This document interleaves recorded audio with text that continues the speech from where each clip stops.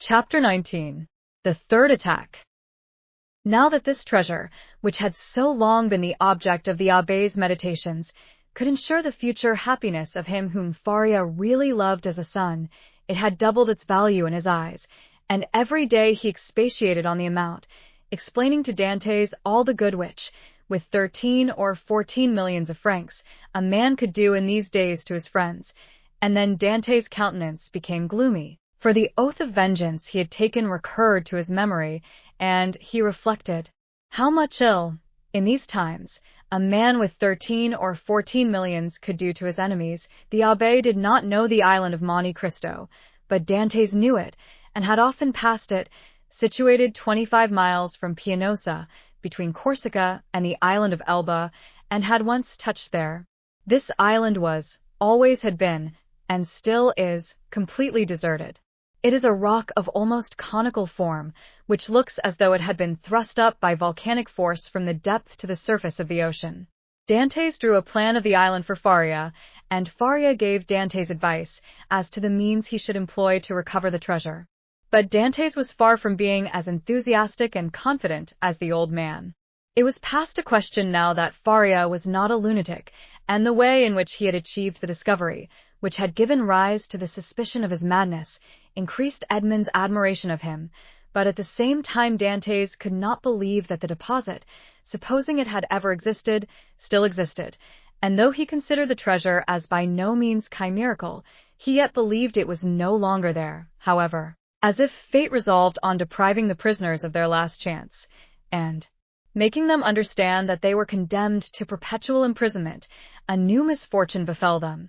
The gallery on the seaside, which had long been in ruins, was rebuilt. They had repaired it completely, and stopped up with vast masses of stone the hole Dantes had partly filled in. But for this precaution, which, it will be remembered, the abbé had made to Edmond, the misfortune would have been still greater, for their attempt to escape would have been detected, and they would undoubtedly have been separated. Thus a new, a stronger, and more inexorable barrier was interposed to cut off the realization of their hopes. "You see," said the young man, with an air of sorrowful resignation, to Faria, "that God deems it right to take from me any claim to merit for what you call my devotion to you.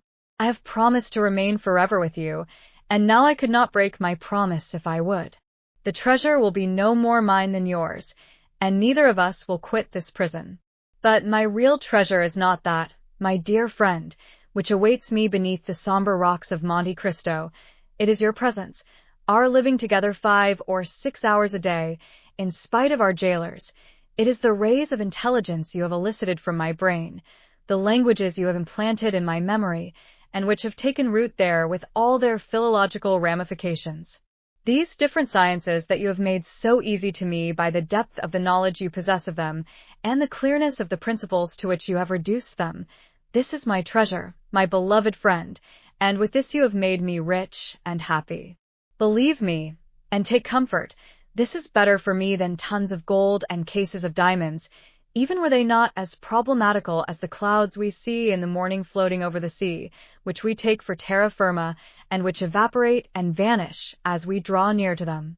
To have you as long as possible near me, to hear your eloquent speech, which embellishes my mind, strengthens my soul, and makes my whole frame capable of great and terrible things, if I should ever be free, so fills my whole existence, that the despair to which I was just on the point of yielding when I knew you, has no longer any hold over me, and this is my fortune, not chimerical, but actual. I owe you my real good, my present happiness, and all the sovereigns of the earth, even Caesar Borgia himself, could not deprive me of this. Thus, if not actually happy, yet the days these two unfortunates passed together went quickly. Faria, who for so long a time had kept silence as to the treasure, now perpetually talked of it. As he had prophesied would be the case, he remained paralyzed in the right arm and the left leg, and had given up all hope of ever enjoying it himself. But he was continually thinking over some means of escape for his young companion, and anticipating the pleasure he would enjoy. For fear the letter might be some day lost or stolen, he compelled Dantes to learn it by heart, and Dantes knew it from the first to the last word. Then he destroyed the second portion, assured that if the first were seized, no one would be able to discover its real meaning. Whole hours sometimes passed while Faria was giving instructions to Dantes, instructions which were to serve him when he was at liberty.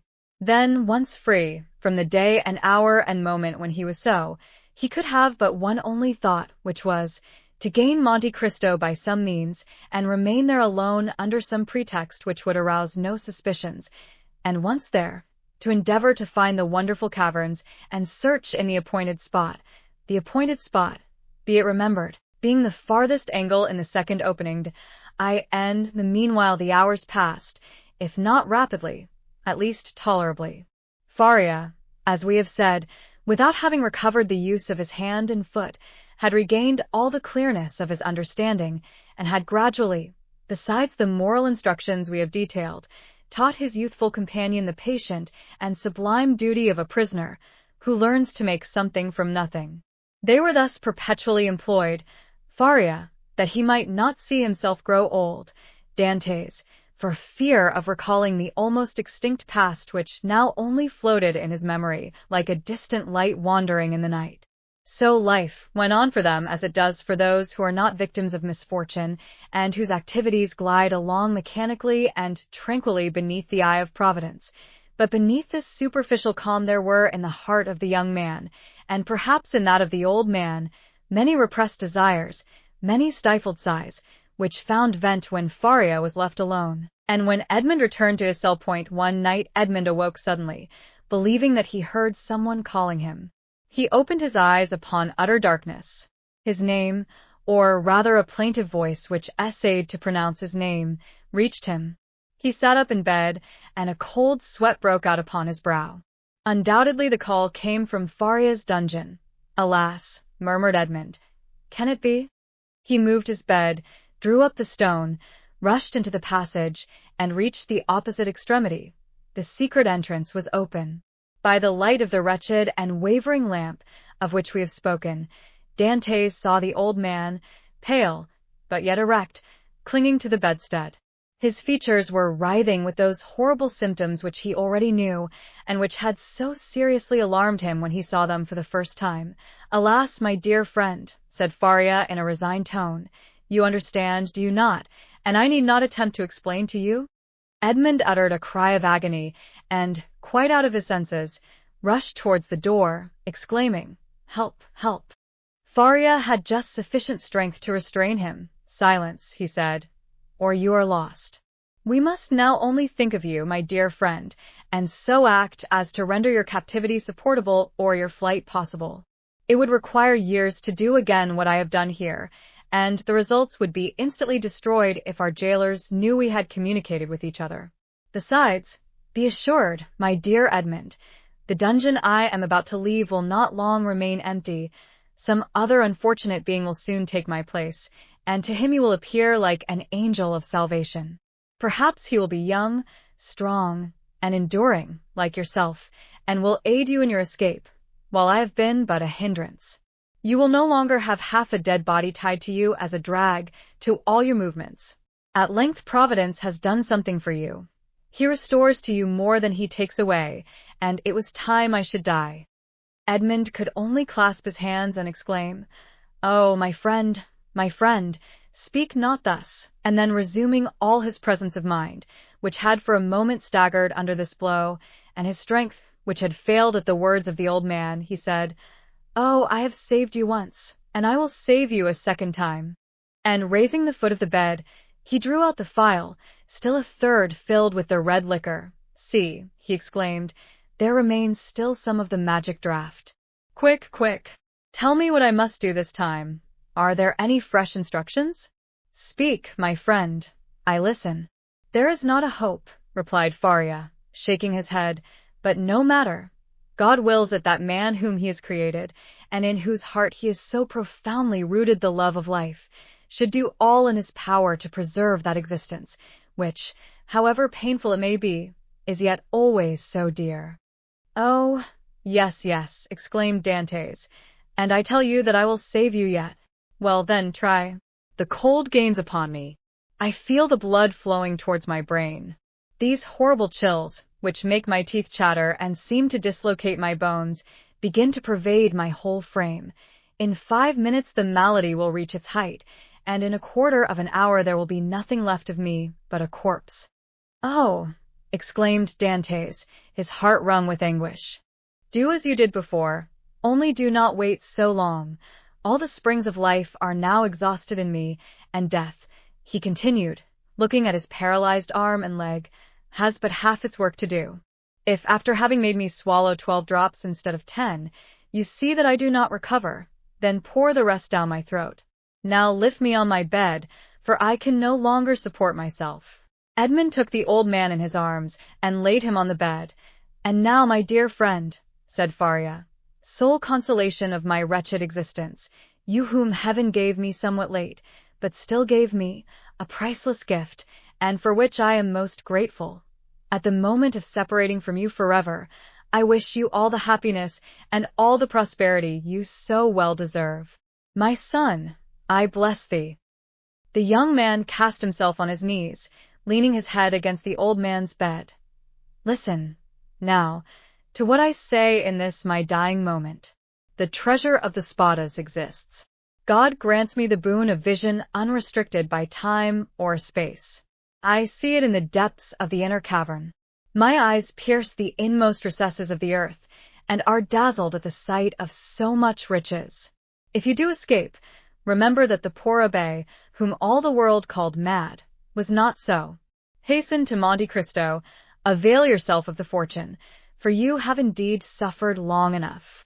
A violent convulsion attacked the old man. Dantes raised his head and saw Faria's eyes injected with blood. It seemed as if a flow of blood had ascended from the chest to the head. "Adieu, adieu," murmured the old man, clasping Edmond's hand convulsively. "Adieu." "Oh, no, no, not yet," he cried. "Do not forsake me. Oh, succor him. Help, help, help." "Hush, hush," murmured the dying man, "that they may not separate us if you save me." "You are right. Oh, yes, yes. Be assured I shall save you. Besides, although you suffer much, you do not seem to be in such agony as you were before. Do not mistake. I suffer less because there is in me less strength to endure. At your age we have faith in life. It is the privilege of youth to believe and hope, but old men see death more clearly. Oh, 'tis here, 'tis here, 'tis over, my sight is gone, my senses fail. Your hand, Dantes. Adieu, adieu." And raising himself by a final effort, in which he summoned all his faculties, he said, "Monte Cristo, forget not Monte Cristo." And he fell back on the bed. The crisis was terrible, and a rigid form with twisted limbs, swollen eyelids, and lips flecked with bloody foam, lay on the bed of torture, in place of the intellectual being who so lately rested there. Dantes took the lamp, placed it on a projecting stone above the bed, whence its tremulous light fell with strange and fantastic ray on the distorted countenance and motionless, stiffened body. With steady gaze he awaited confidently the moment for administering the restorative. When he believed that the right moment had arrived, he took the knife, pried open the teeth, which offered less resistance than before, counted one after the other 12 drops, and watched. The phial contained, perhaps, twice as much more. He waited 10 minutes, a quarter of an hour, half an hour. No change took place. Trembling, his hair erect, his brow bathed with perspiration, he counted the seconds by the beating of his heart. Then he thought it was time to make the last trial, and he put the phial to the purple lips of Faria, and without having occasion to force open his jaws, which had remained extended, he poured the whole of the liquid down his throat. The draught produced a galvanic effect. A violent trembling pervaded the old man's limbs. His eyes opened until it was fearful to gaze upon them. He heaved a sigh which resembled a shriek, and then his convulsed body returned gradually to its former immobility, the eyes remaining open. Half an hour, an hour and a half elapsed, and during this period of anguish, Edmond leaned over his friend, his hand applied to his heart, and felt the body gradually grow cold, and the heart's pulsation become more and more deep and dull, until at length it stopped. The last movement of the heart ceased. The face became livid. The eyes remained open, but the eyeballs were glazed. It was 6 o'clock in the morning. The dawn was just breaking, and its feeble ray came into the dungeon and paled the ineffectual light of the lamp. Strange shadows passed over the countenance of the dead man, and at times gave it the appearance of life. While the struggle between day and night lasted, Dante still doubted, but as soon as the daylight gained the preeminence, he saw that he was alone with the corpse. Then an invincible and extreme terror seized upon him, and he dared not again press the hand that hung out of bed. He dared no longer to gaze on those fixed and vacant eyes, which he tried many times to close, but in vain. They opened again as soon as shut. He extinguished the lamp, carefully concealed it, and then went away, closing as well as he could the entrance to the secret passage by the large stone. As he descended, it was time, for the jailer was coming. On this occasion, he began his rounds at Dante's cell, and on leaving him, he went on to Faria's dungeon, taking thither breakfast and some linen. Nothing betokened that the man knew anything of what had occurred. He went on his way. Dantes was then seized with an indescribable desire to know what was going on in the dungeon of his unfortunate friend. He therefore returned by the subterraneous gallery, and arrived in time to hear the exclamations of the turnkey, who called out for help. Other turnkeys came, and then was heard the regular tramp of soldiers. Last of all came the governor. Edmond heard the creaking of the bed as they moved the corpse, heard the voice of the governor, who asked them to throw water on the dead man's face, and seeing that, in spite of this application, the prisoner did not recover, they sent for the doctor. The governor then went out, and words of pity fell on Dante's listening ears, mingled with brutal laughter. "Well, well," said one, "the madman has gone to look after his treasure. Good journey to him. With all his millions, he will not have enough to pay for his shroud," said another. "Oh," added a third voice, "the shrouds of the Chateau d'If are not dear." "Perhaps," said one of the previous speakers, "as he was a churchman, they may go to some expense in his behalf. They may give him the honors of the sack." Edmond did not lose a word, but comprehended very little of what was said. The voices soon ceased, and it seemed to him as if everyone had left the cell. Still he dared not to enter, as they might have left some turnkey to watch the dead. He remained, therefore, mute and motionless, hardly venturing to breathe. At the end of an hour, he heard a faint noise, which increased. It was the governor who returned, followed by the doctor and other attendants. There was a moment's silence. It was evident that the doctor was examining the dead body. The inquiry soon commenced. The doctor analyzed the symptoms of the malady to which the prisoner had succumbed, and declared that he was dead. Questions and answers followed in a nonchalant manner that made Dantes indignant, for he felt that all the world should have for the poor abbé a love and respect equal to his own. "I am very sorry for what you tell me," said the governor, replying to the assurance of the doctor, "that the old man is really dead, for he was a quiet, inoffensive prisoner, happy in his folly, and required no watching." Added the turnkey, "there was no occasion for watching him. He would have stayed here 50 years, I'll answer for it, without any attempt to escape." "Still," said the governor, "I believe it will be requisite, notwithstanding your certainty, and not that I doubt your science, but in discharge of my official duty, that we should be perfectly assured that the prisoner is dead." There was a moment of complete silence, during which Dantes, still listening, knew that the doctor was examining the corpse a second time. "You may make your mind easy," said the doctor. "He is dead. I will answer for that." "You know, sir," said the governor, persisting, "that we are not content in such cases as this with such a simple examination. In spite of all appearances, be so kind, therefore, as to finish your duty by fulfilling the formalities described by law." "Let the irons be heated," said the doctor. "But really it is a useless precaution." This order to heat the irons made Dante shudder. He heard hasty steps, the creaking of a door, people going and coming, and some minutes afterwards a turnkey entered, saying, "Here is the brazier lighted." There was a moment's silence, and then was heard the crackling of burning flesh, of which the peculiar and nauseous smell penetrated even behind the wall where Dantes was listening in horror. The perspiration poured forth upon the young man's brow, and he felt as if he should faint. "You see, sir, he is really dead," said the doctor. "This burn in the heel is decisive. The poor fool is cured of his folly and delivered from his captivity."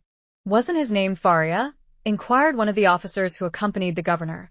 "Yes, sir, and, as he said, it was an ancient name. He was, too, very learned and rational enough on all points which did not relate to his treasure, but on that, indeed, he was intractable."